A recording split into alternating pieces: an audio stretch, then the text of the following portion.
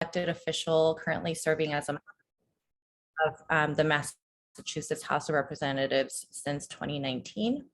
Our next speaker is Sandra Ung, who is a Cambodian American City Council member from New York City, representing the 20th District. So I'm going to hand it off to our speakers to do their intros. So Trom, would you like to go first? Absolutely. Thank you so much, Danielle. And it's so great to be here. I want to thank APAICS as well as New American Leaders for giving me this opportunity to speak with you all today. It's really wonderful to have this chance to share space with so many other people of color. As you can imagine, being in politics, that doesn't happen very often for us. And so it's really great to see faces that, quote, who's not the typical faces of people who are involved in politics. And so before going into, obviously, the work that I do, I want to give you a little bit of a background about me. I immigrated to the United States when I was 5 years old. My family is political refugees from Vietnam. My dad had served in the South Vietnam military alongside US soldiers. So when Vietnam fell to communism, he was forced into a re-education camp for 8 years, which was how we were able to come to the United States under the humanitarian operation order. And coming here, my parents did not speak any English at all. I saw them working two, 3 jobs, making ends meet, and all the while learning English to try to get themselves acclimated and readjusted here in this country. And I saw how they had very few benefits and no job security at all, but they worked so hard to give me and my 2 sisters the opportunities that they never had. And at the time, I also didn't know English when I first started here as a first grader.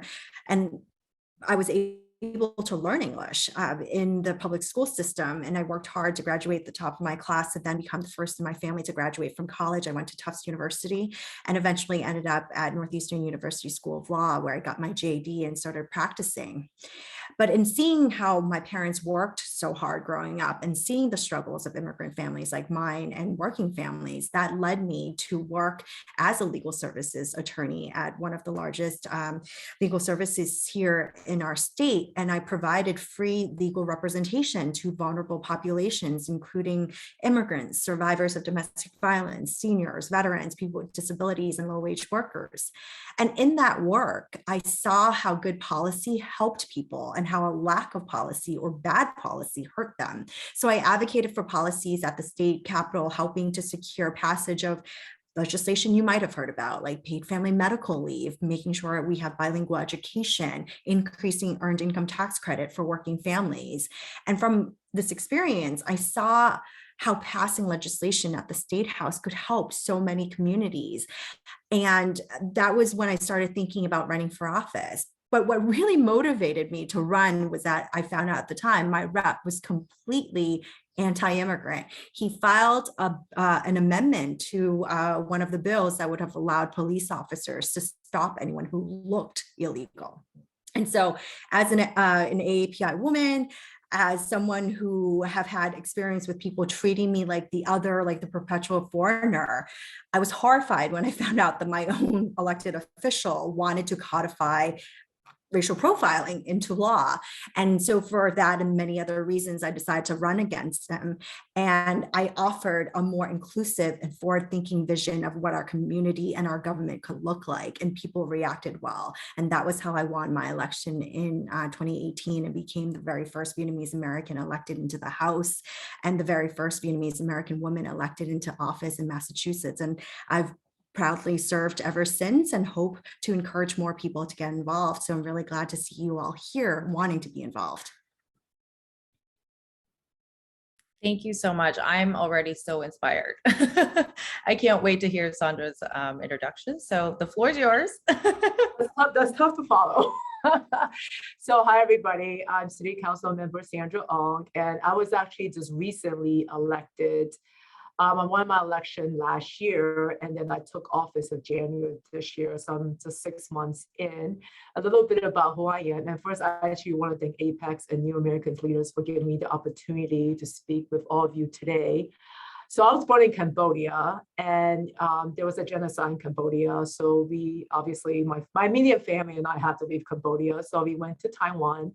and then we made it to the United States. I came to the United States when I was 7. So it was so funny. I was listening to stories like, oh, we have so much similar stories. So English was not my first language when I first came to the United States. And obviously neither was my parents. And I have an older brother. And I remember growing up, even in New York City, and I am in Queens, and it's a very diverse community. But even, there, it's hard. It's hard when, English isn't your first language. And you not only does a language issue, it's also a cultural issue. It's also trying to figure out how does the United States work and how does it work for its people. So I grew up here in Flushing, Queens, where I decided to run for office. I actually also went to law school. I went to CUNY, I went to Hunter College, I eventually went to Columbia Law School. And afterwards, I worked for a not-for-profit that worked with victims of domestic violence. And I think that's how I saw firsthand, because I can speak Mandarin Chinese, how if you really don't know the language, a lot of things happen to you that you honestly have no control over. And that's not fair, and that's not right, and that's not how the government should be working. And then after that, I worked with elected officials. The one I worked with prior to running for office is Congresswoman Grace Meng. So with the Congresswoman Grace Meng, I worked in her district office. And I think I've seen firsthand that because, she represents a district, which, it's more than the district I have now, but it is a immigrant district. I think I've seen firsthand how people come to the office with questions and concerns. And then I realized, again, that if you don't speak English, you're just not going to get the benefits that you're entitled to, that you deserve. So because of that, I thought it was so important. And I did not, and I'm going to talk about this later. I definitely did not go into my life thinking I'm going to run for office. Not a dream that I had growing up in the United States, because I don't, frankly, I didn't see a lot of people who look like me run for office and succeed in that endeavor. So that wasn't my dream. It's just that, in the city council, a lot of city council members were term limited last year. And then it was time for new people, new leaders to step up. So in thinking about that, and I, consider a lot of different factors, which again, we're going to talk more about that.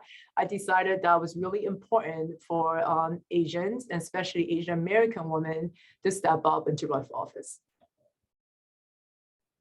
Great, Sandra and Tom, thank you so much for giving that wonderful introduction. And again, very inspired to hear both of your stories that are common and yet so different. And so I'm really looking to hearing more on your campaign experience. So first, I will start off with this question, about giving advice for API women running for office.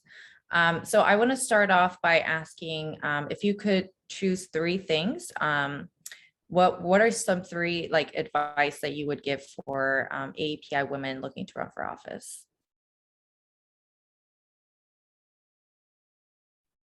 I guess I'll go first. My advice for you, for anyone thinking to run for office, is to be open to a variety of opportunities, right?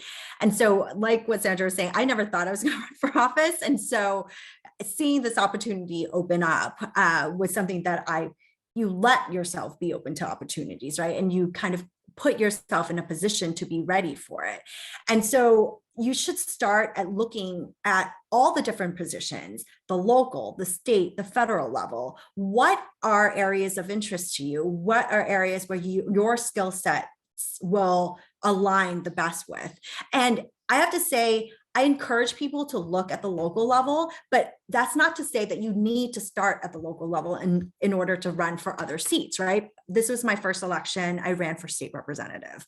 That was a choice that I made. Like I said, that was an opportunity that came up. Rather, I took the opportunity because I saw the representative and what he was representing, and he certainly was not representing me. So I decided to run for that seat. But there are just so many things that you can get involved to get yourself acclimated, to get ready to run for office. There are, for instance, the diversity, equity, and inclusion commissions or task force across the country. You can ask to join one of those organizations. There are also school committees or select boards or city councils, or just getting involved in someone else's campaign as well, so that you can see what a campaign entails. That was how I first got started. One of my friends in legal services, also an attorney, she decided to run for Senate. And even though she lost her first race, I was helping her in that first race. And I saw what that required of her, whether it was postcarding or making phone calls or fundraising, meeting community members. And I helped her. Eventually, she made it into city council. And now actually, she just got elected into the Senate. So seeing all the different positions and what would be a good fit, and also to see whether being a candidate is a good fit for you, because there are many ways to get involved. I know there's some people who are amazing campaign managers, but they could not ever be candidates on their own. But think about it. We need not only diverse candidates, but diverse staffers too, who can give us the advice that we need, because frankly, there is no playbook on how this is done, because most of the information out there are for people who do not look like us. Because like I said, when I first started, we don't look like the traditional people in politics, right? And we're looking to change that. We're looking to change the face of politics, and how we can start doing that is by creating opportunities for each other, and also helping each other get there by getting more diverse people into this field, whether it's supporters or volunteers or staffers. And another thing to keep in mind is, when considering running for office, think about the allies that you want to bring in. Talk to people who've been there, the people, and also the people who have supported them. Above all, talk to your family members and the people around you, because one thing that you need to know coming in is that it is all consuming, right? Running for office is a long and stressful adventure. I'm not going to sugarcoat it. I'm going to be very frank with you. So you need to be very real with your capacity to take this on. You need, not only should you be ready, but your family needs to be ready. They need to be on the same page, and they need to agree to be a part of it, because you'll need their support. For instance, when I first ran, like I said, I worked for legal services. We get state funding. So I couldn't actually run for office and be in that position at the same time. I had to give up that position for 6 months unpaid, in order, actually 7 months unpaid, and in order to run for the seat full time. So I had to get the commitment of now my husband. Now at the time he was my partner, but I had to make sure that he was okay with that I was leaving my full-time job to run the campaign full time. I mean, that's not required of everyone. That was just my situation at the time, and you have to figure out your situation and adjust. And that greatly impacted my family. So I'm truly thankful for that opportunity to be able to do that, to take that time off. Not everyone can or should do that, but these are all things that you need to keep in mind as you decide to run for office. I'll leave it there, and I'll leave it for follow-up questions for Sandra. Great. Actually, I'm going to pick up a few things. Treya, that was great. You said one, I do encourage everybody, to think about the different elected positions that are out there in New York City. For example, I know there's something called district leaders and state committee women. I was actually a state committee woman before I ran for city council, and I think that's a really great. It's not a paying job. Basically, it's more of a free job you're doing to help your community, but it gives you really, grassroots opportunity to know, how do you petition? How do you actually get on a ballot? These are all very valid questions when you think about, how am I going to run for office? How do you build a volunteer base that will get you on the ballot? And a couple of other things to think about is also, what if you want to run for office, it's what role do you have in the community? Are there ways you can be involved in your community? That doesn't require you to, it could be volunteers. So there could be your civic organizations. There could be your community boards. There are many ways to be involved in your community, just to know what your community is. Because when you run for office, it's about helping your community. It's about reaching out to your community. And part of that really is about understanding your community and knowing what your community needs. Finances are very real. I too, a year out, with the congresswoman, I did a very part-time job with her, because that's the reality. Depending on what type of position you want to run for, like Tram said, it's going to be full-time plus. So you have to be very honest with yourself. Where are you in your finances? And where are you personally? Where are you personally in your life where you know this is going to be running for this position? It's definitely more than 9 to 5. It's going to be 7 days a week, 24 hours a day. And then one other thing that I would say is it's very real. Are you okay asking people for money? Fundraising is a very important part of this process. I mean, I remember I went to one training, and I remember one of the trainers said, she said, if you can't even ask your friends or family for money, this is probably not the world for you. And I actually thought that was very valid, because that's only the first step, right? It's the first step is, can you ask your friend and your family who know you for money? Because you need to ask more than your friends and your family for money. This is very real. To win an election, fundraising is a very big part of this process. So also ask yourself, these are honest questions that you have to ask yourself. And then for Asian American women, I'll say this, when I ran, a lot of people said, well, that's nice. You're like a nice girl running for office. I don't think this comment to me is the first time this has happened to any Asian American woman running.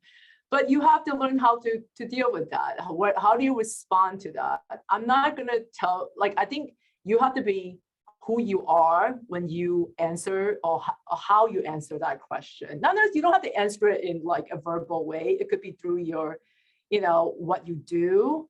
But I would say that's a criticism that will come toward you, because it's, you're a woman, you're Asian American woman. There's an assumption there that frankly, Asian American women are not leaders. We don't have the qualities to be leaders. And that's why they say, oh, you're nice, you're a nice girl. I was like, that's, I'm just saying, think about how you want to answer that.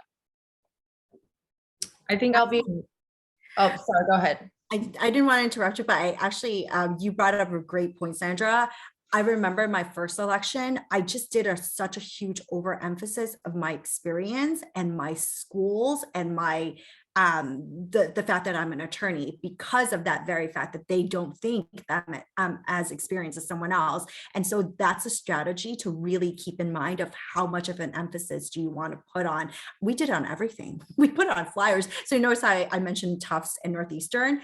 These schools mean a lot to these people in the community. So we put that everywhere to just signal to them that, yes, of course I have the experience, but that's a burden on us, right? Why is it that if they see, let's say, a white man running for us office, they just assume that he's qualified. But for us, we have to continue to hammer it over and over and over again to prove to people. But great point, Sandra.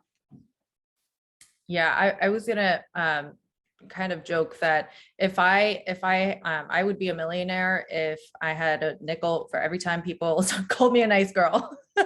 It is such a huge challenge in our society, because it's clearly so embedded, and that stereotype is so real, and we face it no matter what age group, what stage we are in. So thank you for sharing that.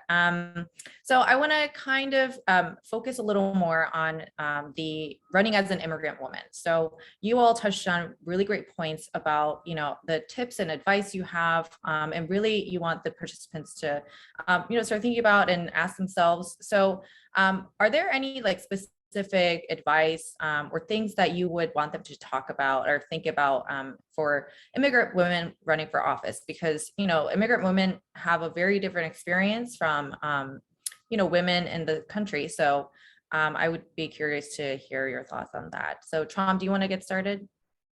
Sure. I think that let's just start with some strategies generally, and then we can talk about the API piece. So generally, in looking at a race, you should look at the numbers in the race, whether it's your town or city or district.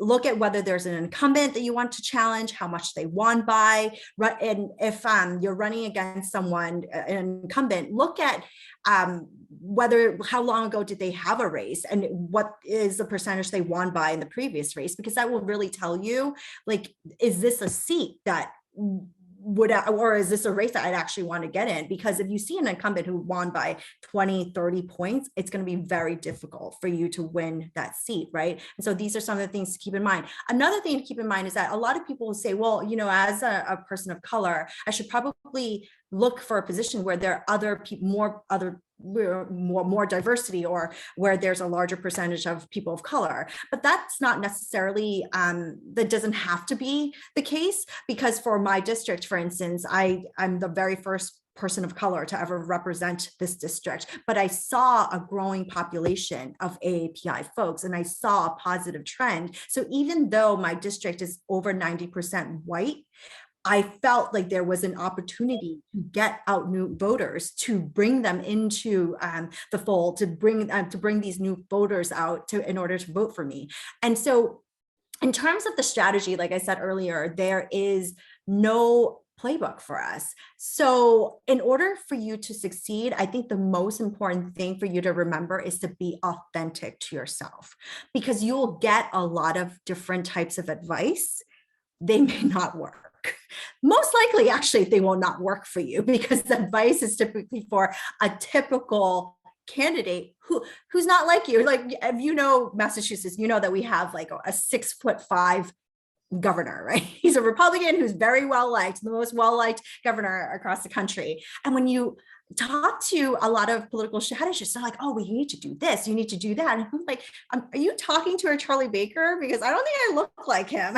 I need real advice about how to run, how to overcome the assumption that I am 20 years old, when in fact, when I ran, I was in my 30s. I'm now in my mid 30s, and I still have people asking me, wait, how did you have all this experience? Aren't you 20 something? So that is the automatic assumption that they make about you. And then the other thing for you to remember too is that you have a lot more networks than you think, and you can pull on those outside networks, right? You don't need to just rely on the people in the district. Of course, you need to rely on them for their votes, but you can get support from elsewhere. Pull on that. That was exactly what I did in my race. So even though I represent 4 towns in the 18th Essex district, I worked as an attorney in Boston. I worked with many groups of color. I worked with many organizations that work on policies. They care about the policies that I work on or prioritize. And so when I pulled them in to help me, I had people from all over coming to door knock for me. You can even set up phone banks right now. Because of the pandemic, the silver lining is that many of us are so used to being virtual. You can set up a virtual phone bank and people can call in from anywhere. I have friends calling for me from California. Because we're able to do that now with Zoom. What we did was we set up a phone bank where people just came on and they would, chat in there. They would make calls for me and chat in there to announce any wins that we had, any good conversations, but we make it communal. And so there are many creative ways to bring other people in, because at the end of the day, representation does matter. And there are people out there who understand that. So even if they're not in your district, they might feel invested in you enough to come out for you and to help you. And so I just wanted to make a note of that you should not just limit yourself to your district. And just lastly, even though I said, you can turn to people of color, you can turn to AAPI groups, but as we all know, AAPI voters are not a monolith. So you can't count on all the AAPI votes either. I'm Vietnamese American, as mentioned, and I'm on the very progressive side. And I find that many or most Vietnamese Americans are more on the conservative side. So I most of the time cannot count on their votes. And even in my district here, like I said, we have a growing AAPI population. We have a large Chinese American community and a large South Asian community. The Chinese communities here are very conservative, whereas the South Asian communities are very, very supportive of me. And so it takes you talking to the local people to get those ins in order to bring those votes out. And so that's why it's so important for you to think about your allies and think about the natural groups that you belong in and how do you pull them into your campaign.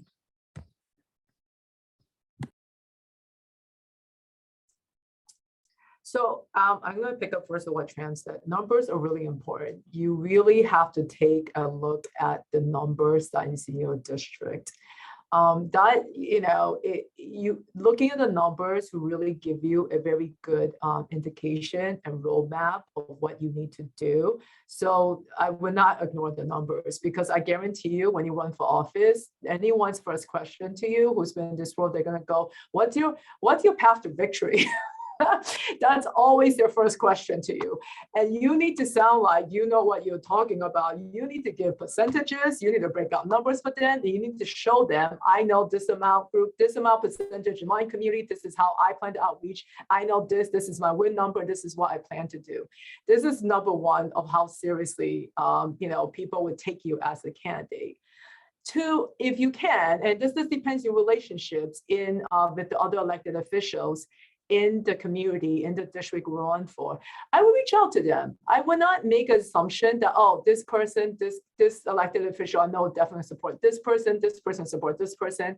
It never hurts to reach out to the other elected officials that's actually in the district that you want to run, because they actually can maybe, even if they won't come out right out to endorse you, I do think they could provide very good insights into the community. And if they like you, they might, even though they don't come out and endorse you, they could still help you behind the scenes. And that's actually really important. I know sometimes when new candidates, first they're like, I want an endorsement. That's my only goal. But that's not necessarily true. I say, think about how, elected officials can help you even behind the scenes where not there's a public endorsement. And lastly, I actually, in a district where, I think in New York City, I actually have the highest API district of all the city council districts. And depending on, who you are, where you're running, you can use that to your advantage, right? And think about, when I say that, think about the different ethnic medias that's out there. Don't always assume there's only one. There's many different ethnic medias out there. Know them, get to know them. Sometimes they're very influential in their own community. So think about that. To think about the social media that's out there beyond, the Twitter, Instagram, Facebook, what we all know. Every different ethnic group, for example, I'll say in the Chinese group, everyone loves WeChat, right? There's WeChat, there's Line. So think about, that's another way, a forum you could use to communicate your message. It's not, sorry, let me think of this. Yeah, okay, so for now, I'll leave that for now. And and three what Pam said, you have to stick to who you are, be authentic. It's your story about why you want to run. And being an immigrant, actually, I think is a very powerful experience to explain why you want to run. So you really have to be authentic and stick to your story, and don't let other people discourage you. I know in this world, there's be so many comments about why you're saying this, why you're saying that. Do you want to emphasize this? Do you want to emphasize that? But I would say it's your story. It's your story about why you want to run. So please just trust your instinct. And lastly, there's something people call a kitchen cabinet. I would say, think about your kitchen cabinet. Think about the people that is the closest to you. That experience is what I'm going to say, not your mom, dad. I'm talking about people who are close to you that you trust, but who are experienced in this world too, who you trust their opinion. I have 4 people in my kitchen cabinet. Anytime I was unsure and I didn't know where I should be, whether I should do this, whether I should do something, go to that kitchen cabinet, ask them for their advice. I think it's so important to really, as a campaign moves forward and there's so many, information, so many things being thrown at you, it's so important to have that core group of people who believe in you and who you trust with 110%, that count on them and rely on them for advice. Thank you so much for that. I do want to highlight a common theme I'm picking up here is the importance of doing homework. So, understanding your community, and that includes our own community, which is so diverse and so different. And I also want to highlight the importance of, asking people for help. I think that is, one of the things that we struggle collectively as women. A lot of the times people feel bad asking people for money, asking people for support. But I think, all of that, we can overcome it if you do the right homework, if you connect with the right people who have similar interests for you, whether in trauma. I like that you shared that story about, people in California reaching out to you. I can personally say that I have spent many hours doing phone banks for candidates who are not from my home district or where I'm located in. So there are definitely ways that you can contribute, even if you're not a candidate, but also think about how others are willing to be open and willing to help you. So I appreciate those stories. So I want to move on to a slightly kind of like uncomfortable topic of like criticism. So this is something that's so important, but not talked as much. So I wanted your advice on, how to overcome this and how you personally handle criticism that you face as a public figure. So Sandra, would you like to go first? Sure. So you're never going to make everybody happy. There's something wrong if you make everybody happy. That probably means you're probably disingenuous to somebody. So, so I think part of that is to accept you will never make everybody happy in this world. So you will always have criticism. That's just reality, right? And I always see for me, I see where this criticism is coming from.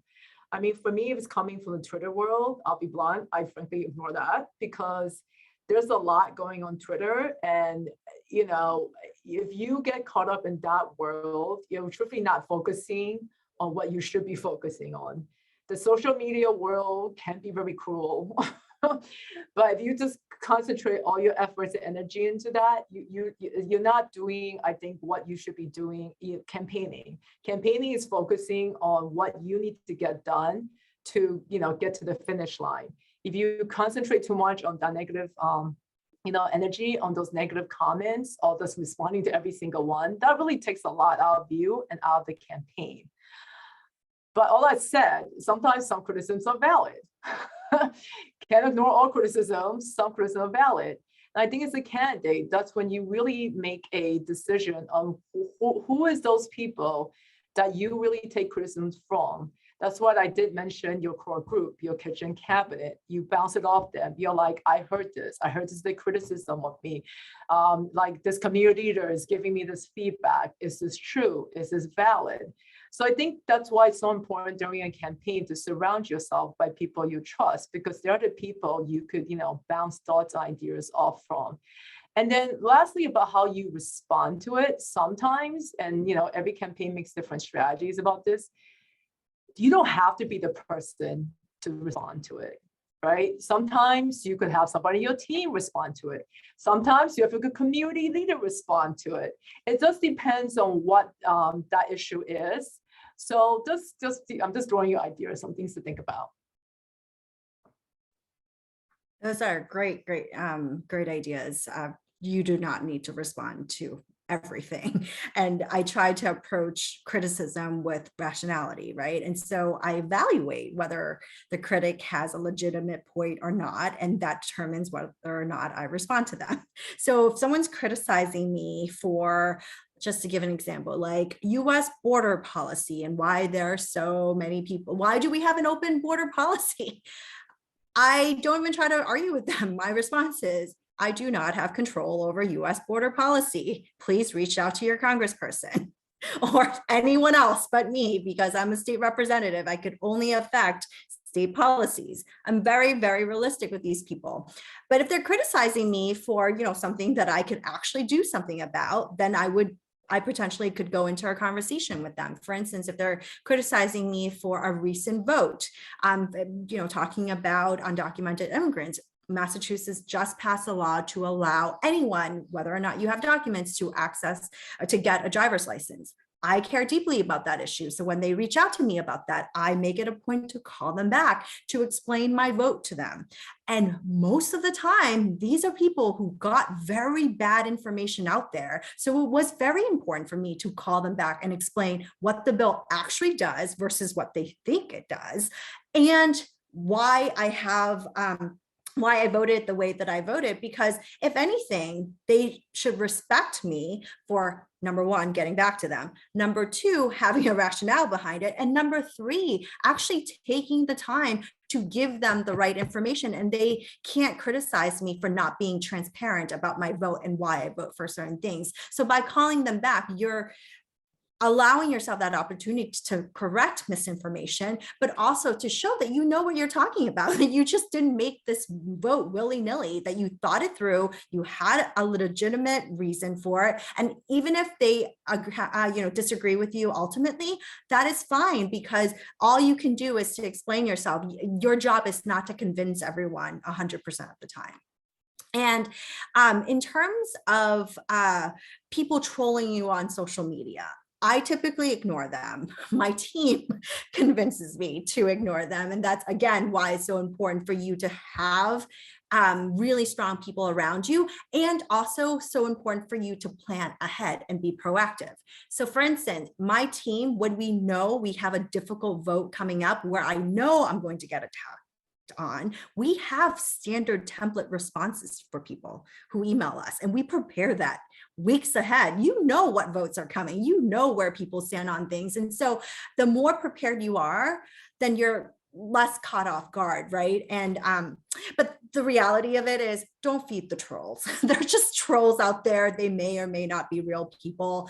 If they truly want your opinion, they should be reaching out to your office, calling you, emailing you, not just, going on social media to blast you. And so most of the time I tend to ignore that. And when someone criticizes me for being Asian or an immigrant, or tells me to go back to where I came from, I know that that comes from a place of ignorance. And so I typically ignore it. But this is not to say that I'm completely immune to this. Like I said, my team, they try to shield me from these things, but they can't always shield me from everything. And occasionally, one or two of them will sting. But I put it behind me because I feel like these comments just make me more resolved than ever to do my job and to do it well, because I ran on building a more inclusive and welcoming community. These folks just proved to me that that's why there's more work to be done, because of all these racist comments on all these people who do actually exist in our community. So they motivate me to work even harder, to build, to put in better policies, and to build on the community that we have. And that's exactly why, we can use some of these comments to our advantage. And just lastly, I say that you should always give time for self-care, and always give time to put aside time to be with your family, to be with people who can remind you of how great you are at times when you feel like the world is constantly telling you you're wrong and that, you're not as good as you should be. That's so important, right? They just have to remind you that you're human, that, this job can be all consuming, but there are moments where, I just want to be with my family. And I call some of the self-care days, diva days. It's when I get to be a diva. I get to just do what the heck I want. And I just get to tell my team, do not contact me unless the president of the United States comes to our district. Other than that, do not bother me. And we all need one of those days. John, I'm definitely going to copy you and create diva days for myself. That's amazing. So I think your comment about the racially motivated tags, like that kind of segues well into our next conversation that I want to bring up, is about public safety. So, public safety is, really uncertain in this day and age now, with increased crimes at rapid rates, and especially hate crimes for Asian Americans, especially, women, Asian American women, disproportionately being attacked. So I do want to have this conversation around, what was your experience like on the campaign trail?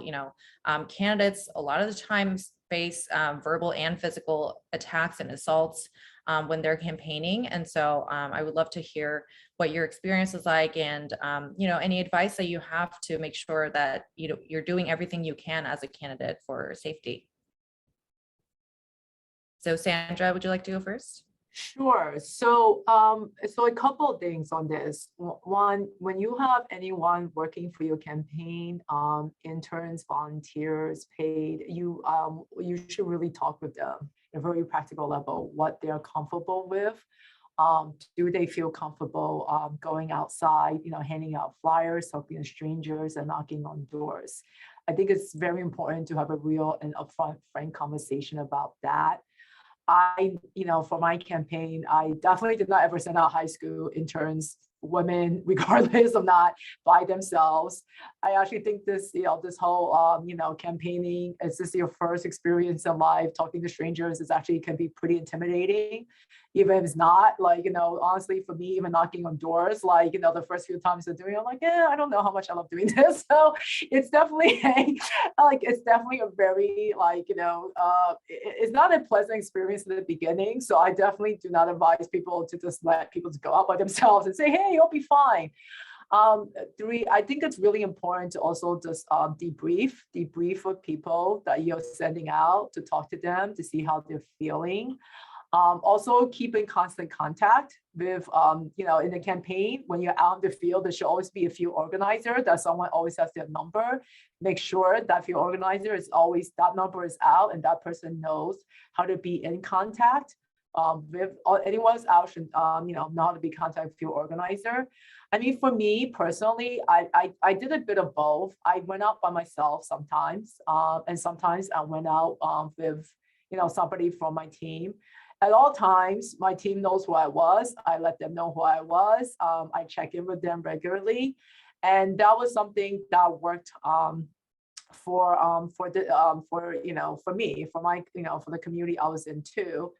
So I say realistically, you really just have to be very realistic about, your own comfort level, whichever comfort level you are in, and the community you're from. So I think those two factors are just real questions that you honestly need to ask yourself. Right. And I have to say, I think that I was very lucky in 2018 when we were aggressively door knocking, that for the most part, people were nice or indifferent or really didn't care one way or the other. But every once in a while, you meet someone who's hostile, right? And of course, as Danielle was saying, with the increase in anti-Asian hate and all that, I have been more careful in thinking through how we will approach it this year. And the good news is that I have been working with the Attorney General to file a hate crimes bill to make sure that we better hold perpetrators accountable in our state. But until that passes, some of the strategies that we've been thinking about in getting our volunteers prepared for the door knocking this year is to always door knock in pairs, so that you have someone, even two people don't have to go the same door. You can take one street and one person's on one side and the other person's knocking the doors on the other side. So at least you can keep an eye out for each other, right? And so we've been able to do that. And also some of the houses in my district, or some of the streets in my district, the houses are very far apart. In Boxford, for instance, it's two acre zoning. And so it's good to actually have a driver, because it's faster and easier for me physically to have someone drive me from door to door for me to jump out, then go talk to someone, or lit drop. That's a strategy to also think about. And another thing to keep in mind is to avoid doors that say protected by Smith and Wesson. They are a gun manufacturing company, and that indicates that there might be weapons in the household. And so when there are these signs, do not trespass, or any of these signs, I respect that. We'll leave a hanger and you move on. There's no need to risk anything while you're door knocking and canvassing for folks.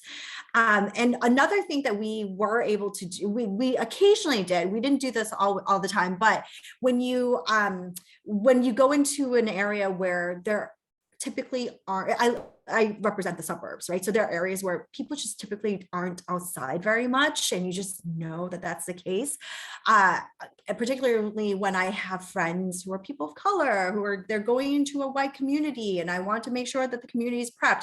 I call the police beforehand to notify them that we're going to be in this area, we're canvassing this area, and if you get calls that they're people walking the streets, you have the heads up that we're in that area. We don't do that always, but we found that to be helpful, because there were occasions where, the police chief would say, oh, we got a call, but we knew it was your people, so it's okay. Like, we didn't have to respond, and there was no incident. And so all this is to say that it's very situational, and that you need to know your district, you need to know your own comfort level. Like Sandra was saying, you need to know the comfort level of your volunteers and be very real with them, because some people, after they hear you, they might say, I don't want to door knock. And that's fine. Can you write postcards? Can you make phone calls? Can you just, I don't know, be the trainer for my other volunteers? I can find other opportunities for you to help out.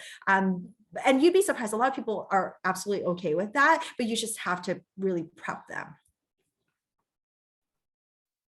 Great. So before we open it up to Q&A, the last question I have is, what were some biggest challenges you had running during COVID? I know now it's like unclear, are we still in the pandemic? You know, there were different phases of COVID, right? So love to hear your thoughts on, you know, what your experience was like running as a candidate for during COVID. And sub question to that is, do you think your experience was different from your white counterparts, which I pretty sure I know the answer, but you know, would love to hear that contrast as well.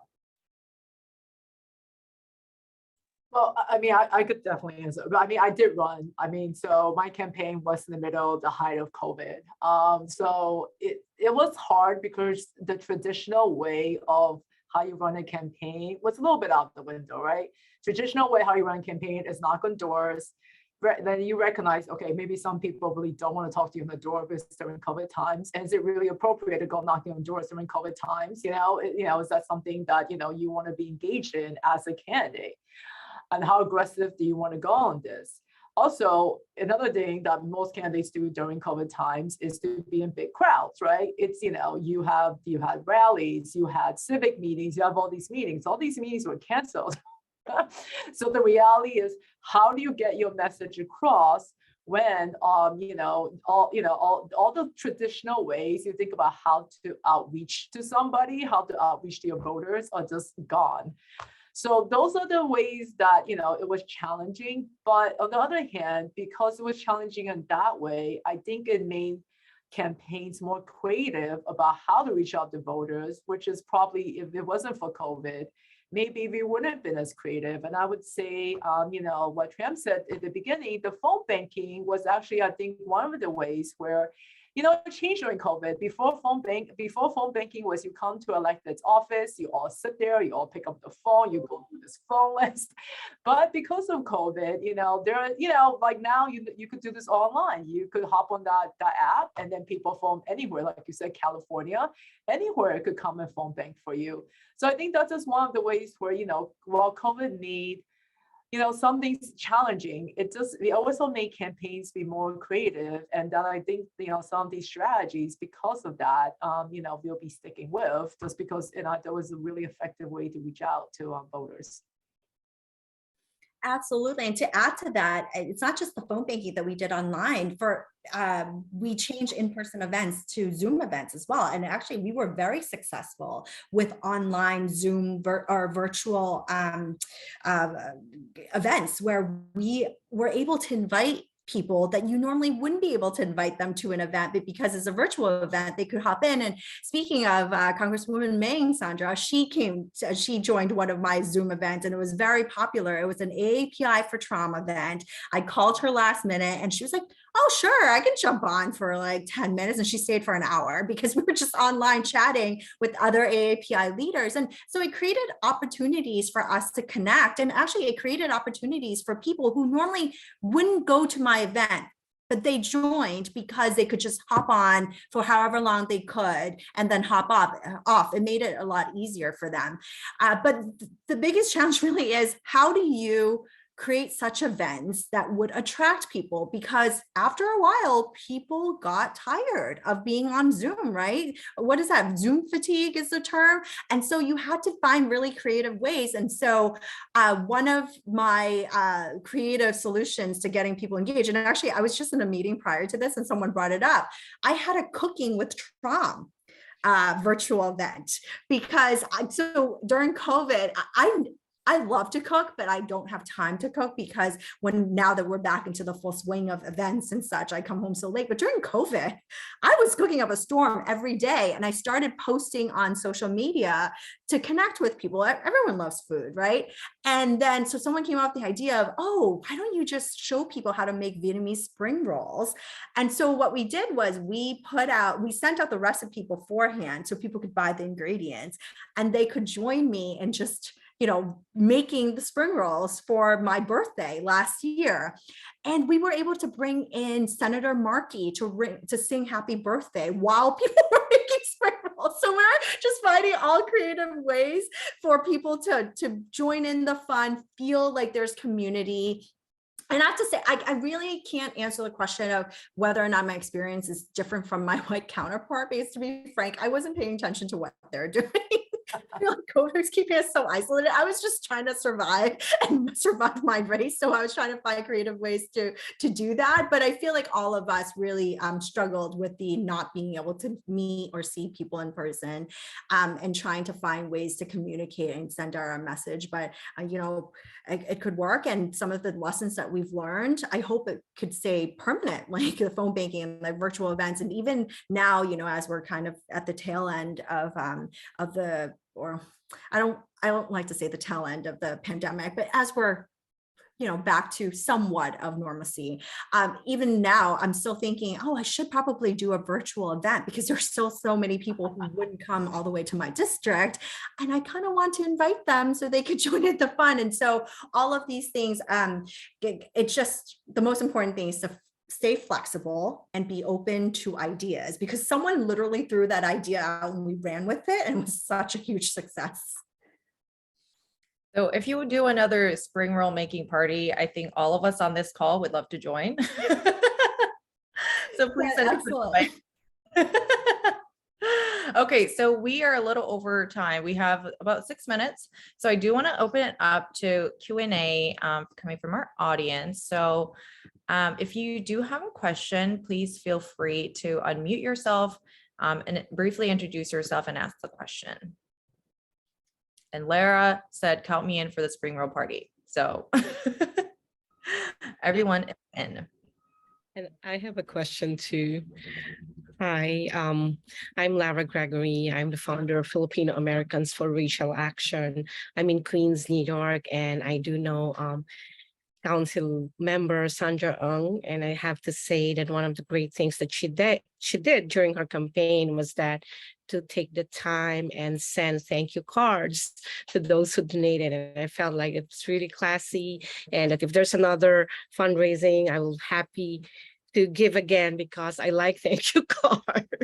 Oh, Lara, thank you. And actually, I remember you actually gave me a note that said, thank you so much for doing that. So thank you for mentioning this in the whole group.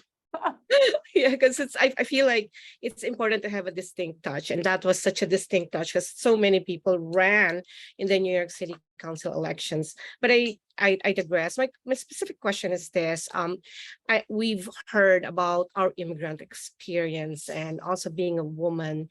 I was just wondering, from your unique experience, both as an immigrant and as a woman, was there anything in it that gave you a specific advantage, even in not even in this particular race or in something else, but you felt like that was great, what that made it great to be a woman and an immigrant? I'm just going to put it out there that it's always great to be a woman and an immigrant. I'm very proud of that always.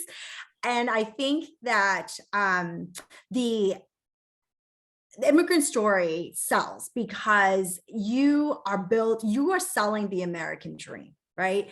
And I remind myself of that every single day. As someone who ran, or someone now who represents a very white district, I'm constantly reminding them of what immigrants can contribute to this country. And so whenever I tell my story, I always bring in my immigrant story of I came from public housing, went to college, went to law school, gave back. Think of that story. Think of your unique story and how that could make people feel. It's a feel-good story. And so why not build on that? So I put that everywhere, and I still talk about it. And I remind people of this is the experience. These are the values that I bring to the table and how I can shape policy to then affect the people who I know very well because I come from that community, right? And so, for me, I think that the experience and the uniqueness of you as a candidate is something to always celebrate. And I know that there are some folks who've been very hesitant and at first advised me to kind of shy away from some of this. But as I told the story, it still resonates with so many people, because even if they are and other than the real, like, I hate immigrants, anti-immigrant people, I think most people in the middle understand what it's like to build something from nothing, and they respect that. Or, I mean, that doesn't have to be your story, but whatever story it is that you want to tell it in a way where people can relate to it. And that's something that will, take you a long way. So I'm gonna add to that. Like Trim says, it's always great to be an immigrant woman in whatever we do. And I feel like running for office, and this is a feedback I received, and I didn't quite 100% like felt that or see that, but after a while, people say, Sandra, you're the hope for the community. And I look at them like, what do you mean, right? Like, what do you mean I'm the hope for the community? Like, because immigrant families, it doesn't have to be Asian immigrant families, any immigrant family or hardworking family who have never seen maybe their children having this path and have the ability to get to this path of being elected office and being able to make changes. They see this as inspirational. So I said that, that's part of it is, frankly, I think why, I didn't see it as 100% like that, but it's really, why I ran for office too. It's also to give, Asian and Asian Americans a voice and let people know it does, like you can do it. You might not come to this country, you might not be born in this country, you might come to this country with tons of money, you might not come to this country with tons of support or family, but this path is possible. So so back to your question, I think, being an immigrant and being an immigrant woman is something to be celebrated. Awesome. So I know, Angela, you had a question in the chat. I think you're referencing to the bill that Trom mentioned. Is that right? Okay. Yes, and I just put the information on there. It's a bill that I'm working on with the AG's office. And actually, that was one of the reasons why I reached out to Congresswoman Maine, because I knew that she passed the federal bill on hate crimes, on data collection. And so we're working on a hate crimes bill at the state level in our in Massachusetts here to number one, add in gender and immigration status as protected classes, but also to make sure that we mandate data collection. We also want to make sure that communities feel seen and heard, and there is no reason for us to not hold perpetrators accountable. And we also have to send a clear message that hate has no home, whether here or anywhere. And so I think that there is an effort across the country to take a hard look at a hate crimes bill, especially after the Atlanta shooting, especially after recent shootings where Asian Americans have been targeted. It's important for us to ensure the protection of APIs in our communities. Great. Well, I feel like I could talk to these ladies for hours and hours, but we only had an hour allocated. So I do want to give one of you to close out with any last words of wisdom and encouraging words for our participants to encourage them to run for office, and any other words that you would like to give them advice on. You know what? I just gonna end it with, if anybody like listening to this wants to run for office, I'm happy. I'm really happy. I think APAICS and New American Leaders have my contact information. Really, please feel free to reach out to me. I'm really happy to have a more one-on-one discussion with you about the run for office. I do encourage all of you to think about it. And I think we started this conversation, it doesn't have to be, at a state, federal level. It could be something at a local level, just to get involved in your community and to see if this is something, you want to do. And if you want to do it, actually, there's no limit. You could absolutely do it. I absolutely agree. And I know that there is a statistic out there that women need to be asked 7 times before you would even consider running for office. So I want this to be considered one of your asks for you to at least consider it or get involved with an election, help other women of color to get elected, because as Sandra said earlier, representation really truly matters because our children and adults from our communities deserve to see leaders who look like them. And that's you, right? And frankly, I think government works best when every voice is being heard, and we want to make sure that we amplify voices, unique voices like yours, because it really truly matters. In fact, I just had an event last week, and I invited a high school student to come in to speak, because prior to that, for AAPI Heritage Month last month, she invited me in to speak, and I had never felt like more of a celebrity than when I went into that room, and we had like AAPI young girls lining up to take pictures with me. I've never had that happen before. And when she spoke, she said, "This is the first time I've ever felt heard, because I see someone who looks like me in government."